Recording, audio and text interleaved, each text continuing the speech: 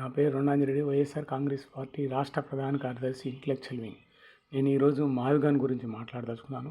నేను ప్రస్తుతం అమెరికాలోని మేరీల్యాండ్లో ఉన్నాను. ఆ మేరీల్యాండ్ గురించి అక్కడి నుంచి మాట్లాడటం అనేది జరుగుతూ ఉంది. కొంతమంది తెలుగుదేశం నాయకులు, అదేవిధంగా కనీస పరిజ్ఞానం లేనటువంటి వాళ్ళు ఈ మావిగన్ గురించి అవాకులు చెవాకులు వెళ్తున్నారు. కొంతమంది అంటారు మావిగన్కి ఏ బస్సు ఎక్కి వెళ్ళాలంటారు. అసలు మావిగన్, జగన్మోహన్ రెడ్డి గారి మావిగన్ అంటే ఏంటి? మచిలీపట్నం, విజయవాడ, గుంటూరు. ఈ మచిలీపట్నం, విజయవాడ, గుంటూరు వెళ్ళాలంటే రాష్ట్రంలోని ఏ పట్టణం నుండి అయినా 24 గంటల బస్సు సౌకర్యం అనేది ఉంది. అదేవిధంగా ఇతర రాష్ట్రాల నుంచి కూడా బస్సు సౌకర్యం ఉంది. ఇంకా త్వరగా వెళ్ళాలంటే మావిగన్కి, అంటే విజయవాడ వెళ్ళాలంటే విమాన సౌకర్యం అనేది దేశం నుండి ఉంది. ప్రపంచంలో ఎక్కడి నుంచైనా విజయవాడకు రావడానికి ఆస్కారం ఉంది. అదేవిధంగా రైళ్ళు అనేవి దేశంలోని ఏ రాష్ట్రం నుండి అయినా రావచ్చు. అదేవిధంగా మన రాష్ట్రంలోని ఇతర ప్రాంతాల నుండి కూడా విజయవాడకు రైళ్ళు రావచ్చు, అదేవిధంగా గుంటూరుకు రావచ్చు, అదేవిధంగా మచిలీపట్నానికి రావచ్చు. ఈ విషయాలన్నీ తెలియకుండా, కనీస జ్ఞానం లేకుండా మావిగన్కి ఏ బస్సులు వెళ్ళాలని అడగడం అనేది వాళ్ళ అజ్ఞానానికి నిదర్శనం. అదేవిధంగా ఇక అమరావతి గురించి మాట్లాడదాం. అమరావతి ఎప్పుడన్నా వీళ్ళు సెక్రటేరియట్కి వెళ్ళారా? ఎవరైనా ప్రతి ఒక్కరి కార్లు ఉండవు కదా. సామాన్య జనాలు ఎమ్మెల్యేలను కలవడానికో మంత్రులను కలవడానికి వెళితే టైం లేట్ అయితే 10 తర్వాత, రాత్రి 10 తర్వాత వాళ్ళు తిరిగి అమరావతి రావడానికి ఏ బస్సులు ఉన్నాయండి? ఏ రైళ్ళు ఉన్నాయి? ఏ విమానాలు ఉన్నాయి? కనీసం ఉండటానికి హోటల్స్ లేవు, భోంచేయడానికి హోటల్స్ ఉండవు. వాళ్ళ బాధలు వర్ణాతీతం.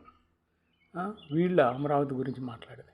ఇక వర్షాకాలం వచ్చిందనుకోండి, అది ఒక పెద్ద చెరువులాగా తయారవుతుంది. వీళ్ళు అమరావతి. అదేవిధంగా అమరావతి డెవలప్ కావాలంటే 2 లక్షల కోట్లు కావాలి. ఈ 2.5 సంవత్సరాలు అమరావతిని ఏం చేశారంటే ఆ పాత భవనాలకు రంగులు వేసారు, చిన్న చిన్న రోడ్లు వేసారు. అది మహానగరంగా అభివృద్ధి చెందాలంటే కనీసం 100 ఏళ్ళు పడుతుందండి, 100 సంవత్సరాలు. మన జనరేషన్ కాదుగా, మన తర్వాత 4 జనరేషన్ వాళ్ళు చూడాలి. అదే మావిగన్ మచిలీపట్నం, గుంటూరు, విజయవాడ మధ్యలో కనుక అయితే కేవలము 10,000 కోట్లతోటే కొన్ని భవనాలు నిర్మించుకుంటే మహానగరం, హైదరాబాద్ తలతానే మహానగరం అనేది ఏర్పడుతుంది. అసలు జగన్మోహన్ రెడ్డి గారిలో ఏ విధమైన రాజకీయ స్వార్థం లేదండి. రాజకీయ స్వార్థం ఉంటే రాజధానిని అమరావతిలో కాకుండా ఎక్కడ ఏర్పాటు చేసేవాళ్ళు? కర్నూలు ఏర్పాటు చేశారు, రాయలసీమలో. ఎందుకంటే అక్కడ ఆయన సామాజిక వర్గం ఉంది కాబట్టి. కానీ అక్కడ ఆయన అభివృద్ధి చేయలేదు. ఎందుకని?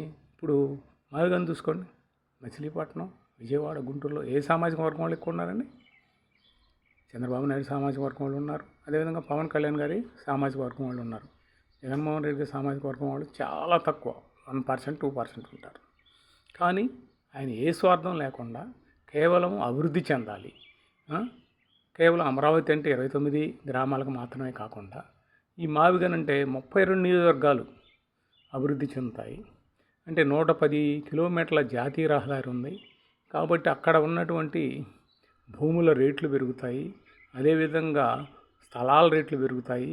కాబట్టి ఆ 32 నియోజకవర్గాల్లో ఉన్నటువంటి ప్రజలు ఆర్థికంగా అభివృద్ధి చెందుతారు.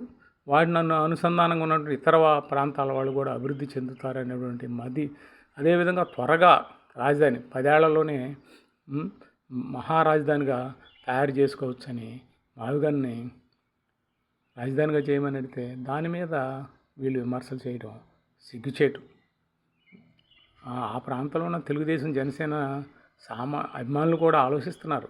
మావిగన్ ఉంటే మా ప్రాంతంలో రేట్లు పెరుగుతాయి కదా, మేము ఆర్థికంగా అభివృద్ధి చెందుతాం కదా, కాబట్టి మావిగన్ ఉంటే బాగుండని వాళ్ళ మనసులో కూడా ఉంది. కానీ ఈ తెలుగుదేశం వాళ్ళు, జనసేన నాయకులు కేవలము వాళ్ళు అభివృద్ధి చెందితే మాత్రమే వాళ్ళకి సరిపోతుంది. వాళ్ళ సామాజిక వర్గంలో అభివృద్ధి చెందాలనే కనీస ఆలోచన వాళ్ళకి లేదు. ఆ విధంగా ఉంటే వాళ్ళు మావిగన్ని వ్యతిరేకించరు. ఎందుకంటే అమరావతి కూడా మావిగన్లో భాగమే కదా. కాబట్టి ఎప్పటికైనా తెలుగుదేశం నాయకులు విమర్శలు చేయటం అనుకొని మావిగన్కి సపోర్ట్ చేయాలని, మహారాజధాని 10 ఏళ్లలో 10,000 ఖర్చుతో డెవలప్ అవుతుంది కాబట్టి దాన్ని సమర్థించాలని తెలుగుదేశం నాయకులకు, జనసేన నాయకులకు, అదేవిధంగా మేధావులకి నేను విజ్ఞప్తి చేస్తున్నాను.